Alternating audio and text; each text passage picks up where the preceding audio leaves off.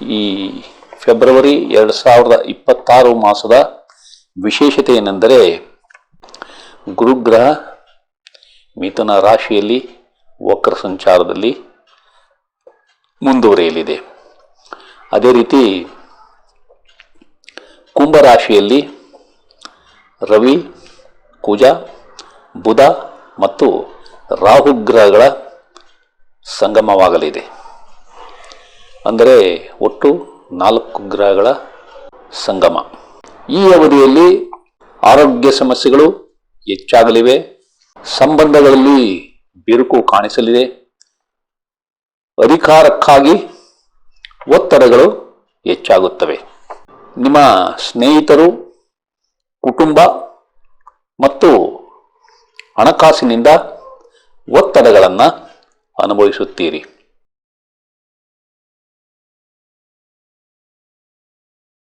ಆತ್ಮೀಯರೇ, ತಮಗೆಲ್ಲ astro secret by Shiva ಚಾನಲ್ಗೆ ಆತ್ಮೀಯ ಸ್ವಾಗತ. ತಾವೆಲ್ಲ ಪ್ರೀತಿ ಮತ್ತು ವಿಶ್ವಾಸದಿಂದ ನನ್ನ ಚಾನಲನ್ನು ವೀಕ್ಷಣೆ ಮಾಡುತ್ತಿದ್ದೀರಿ. ಈ ಚಾನಲ್ನಲ್ಲಿ ನಾನು ಹಲವಾರು ವರ್ಷಗಳಿಂದ ಕಲಿತ ಜ್ಯೋತಿಷ್ಯದ ವಿಷಯಗಳನ್ನು ಪ್ರತಿಯೊಂದು ಮಾಸದಲ್ಲಿ ಗ್ರಹಗಳ ಬದಲಾವಣೆ ಮತ್ತು ಬೇರೆ ಬೇರೆ ನಕ್ಷತ್ರಗಳಲ್ಲಿ ಸಂಚಾರದಿಂದ ಉಂಟಾಗುವ ಬದಲಾವಣೆಗಳನ್ನು ತಮ್ಮ ಮುಂದೆ ತರಲು ಪ್ರಯತ್ನಿಸುತ್ತಿದ್ದೇನೆ. ಈ ವಿಷಯಗಳನ್ನು ತಾವು ಅರ್ಥ ಮಾಡಿಕೊಂಡು ತಮಗೆ ಇಷ್ಟವಾದರೆ ಈ ಚಾನಲನ್ನು ತಮ್ಮ ಬಂಧು ಮಿತ್ರರಿಗೂ ಮತ್ತು ಸ್ನೇಹಿತರಿಗೂ ಶೇರ್ ಮಾಡಿ, ಅವರೂ ಸಹ ಈ ಚಾನಲ್ಗೆ ಚಂದಾದಾರರಾಗಲು ತಾವು ಪ್ರೋತ್ಸಾಹ ನೀಡಬೇಕೆಂದು ಕೋರುತ್ತಿದ್ದೇನೆ.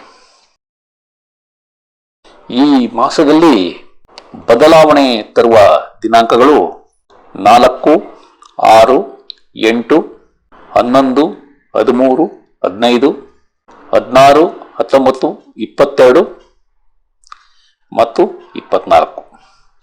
ಈ ದಿನಾಂಕಗಳಲ್ಲಿ 4, 13 ಮತ್ತು 24 ಬಹಳ ಮುಖ್ಯವಾದವು. ಈ ಫೆಬ್ರವರಿ 2026 ಮಾಸದ ವಿಶೇಷತೆ ಏನೆಂದರೆ ಗುರುಗ್ರಹ ಮಿಥುನ ರಾಶಿಯಲ್ಲಿ ವಕ್ರ ಸಂಚಾರದಲ್ಲಿ ಮುಂದುವರಿಯಲಿದೆ. ಅದೇ ರೀತಿ ಕುಂಭ ರಾಶಿಯಲ್ಲಿ ರವಿ, ಕುಜ, ಬುಧ ಮತ್ತು ರಾಹುಗ್ರಹಗಳ ಸಂಗಮವಾಗಲಿದೆ. ಅಂದರೆ ಒಟ್ಟು 4 ಗ್ರಹಗಳ ಸಂಗಮ. ಕಳೆದ ಬಾರಿಯ ವಿಡಿಯೋಗಳಲ್ಲಿ ಇದರ ಬಗ್ಗೆ ಉಲ್ಲೇಖ ಮಾಡಿದ್ದೆ.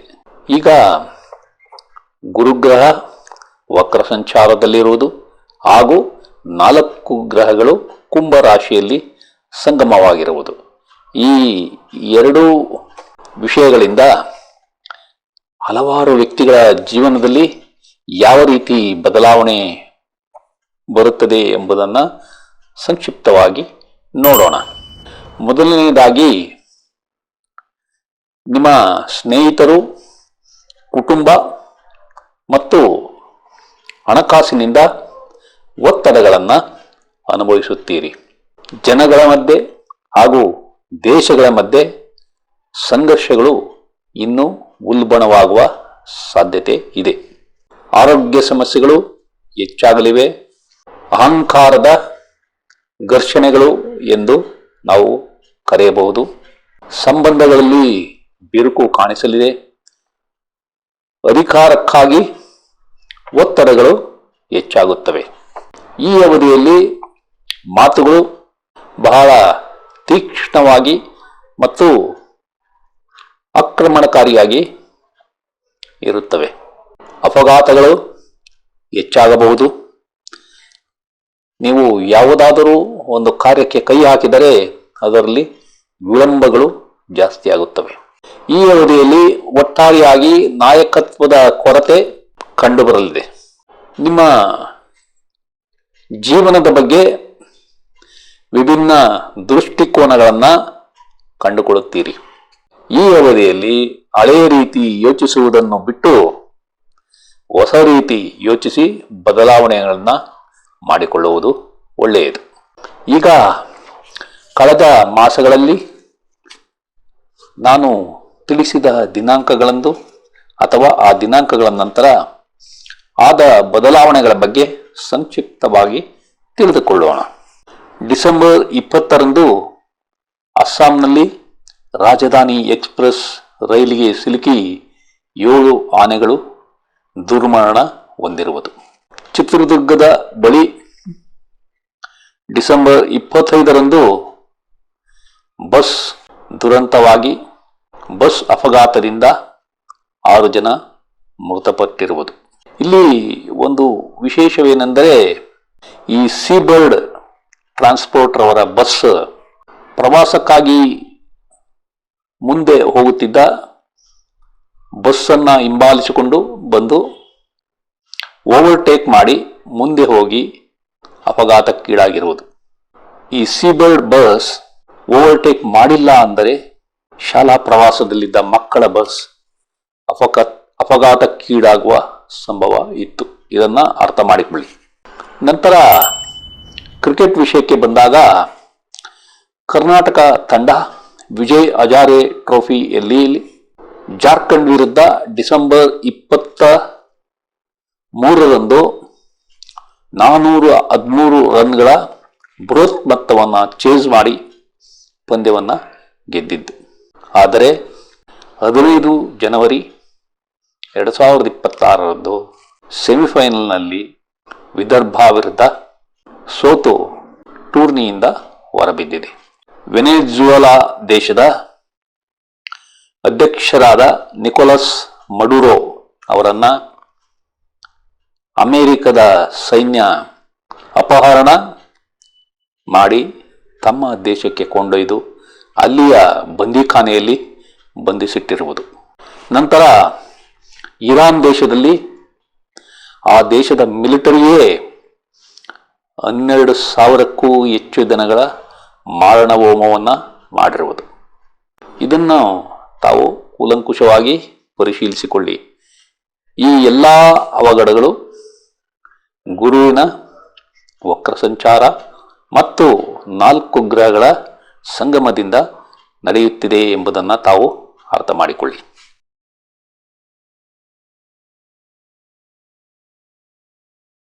ಇನ್ನು ಸ್ಟಾಕ್ ಮಾರ್ಕೆಟ್ ವಿಷಯಕ್ಕೆ ಬಂದರೆ, ನಿಫ್ಟಿ ಬಗ್ಗೆ ನಾನು ತಿಳಿಸಿದ ದಿನಾಂಕಗಳಂದು ಆದ ಬದಲಾವಣೆಗಳನ್ನು ತಿಳಿದುಕೊಳ್ಳೋಣ.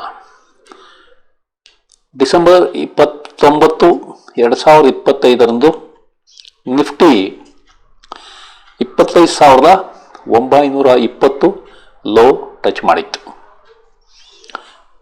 30 ಡಿಸೆಂಬರ್ 2025ರಂದು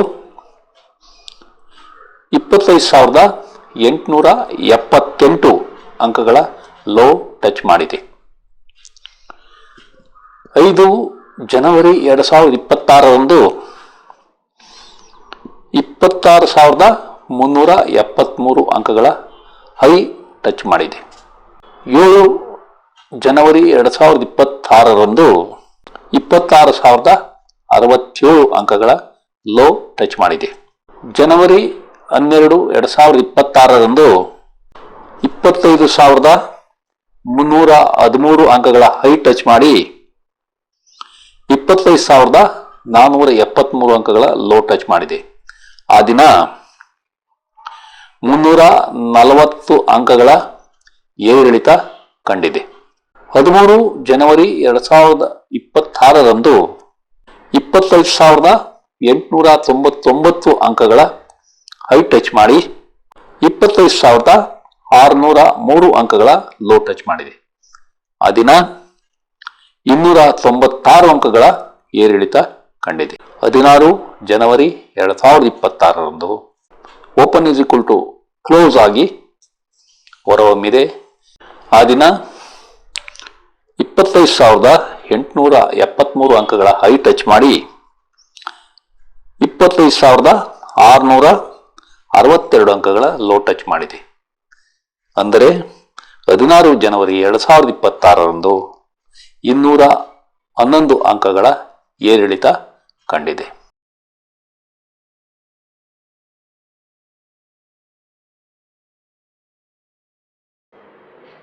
ನೀವು ಸಿನಿಮಾ ಧಾರಾವಾಹಿಗಳಲ್ಲಿ ಕೆಲಸ ಮಾಡುತ್ತಿದ್ದರೆ ಮತ್ತು ಕ್ರೀಡಾಪಟುವಾಗಿದ್ದರೆ ಈ ಅವಧಿಯಲ್ಲಿ ಉತ್ತಮ ಯಶಸ್ಸನ್ನು ಪಡೆಯುತ್ತೀರಿ.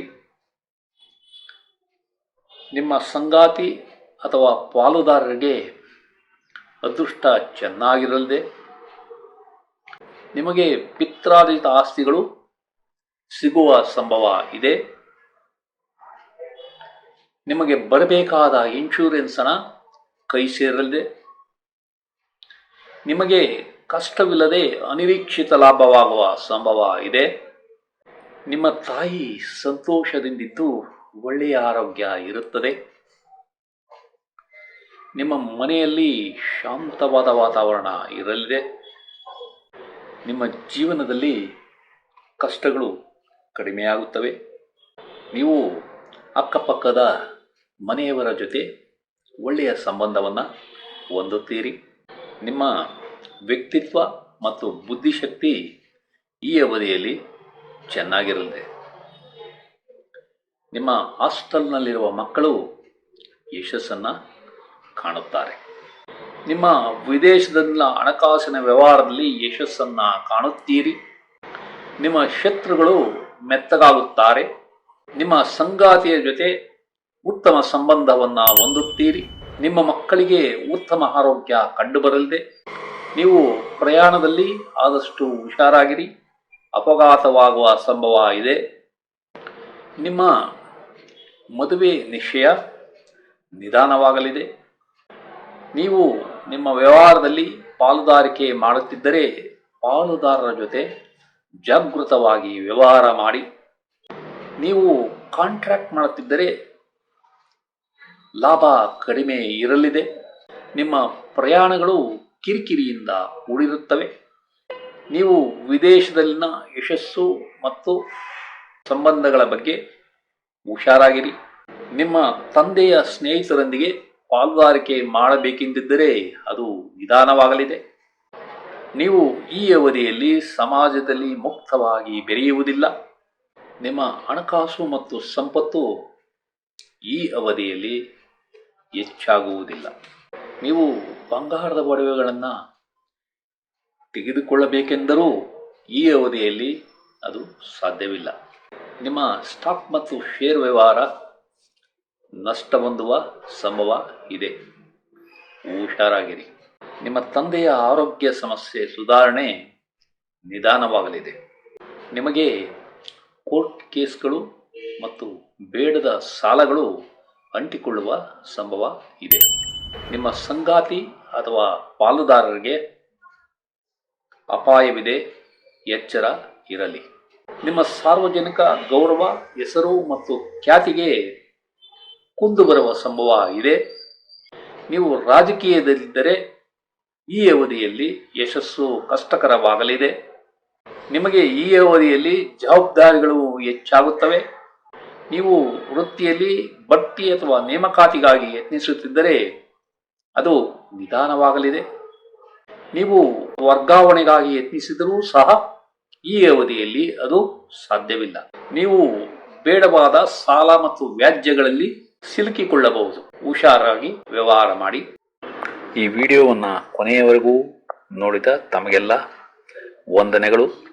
ಈ ವಿಡಿಯೋದಲ್ಲಿರುವ ವಿಷಯಗಳು ತಮಗೆ ಇಷ್ಟವಾದರೆ ಈ ವಿಡಿಯೋವನ್ನು ತಮ್ಮ ಬಂಧು ಮಿತ್ರರಿಗೆಲ್ಲ ಶೇರ್ ಮಾಡಿ. ಅವರೂ ಸಹ ಈ ಚಾನಲ್ಗೆ ಸಬ್ಸ್ಕ್ರೈಬ್ ಆಗುವಂತೆ ಮಾಡಿ ಎಂದು ಕೋರುತ್ತಿದ್ದೇನೆ. ವಂದನೆಗಳು.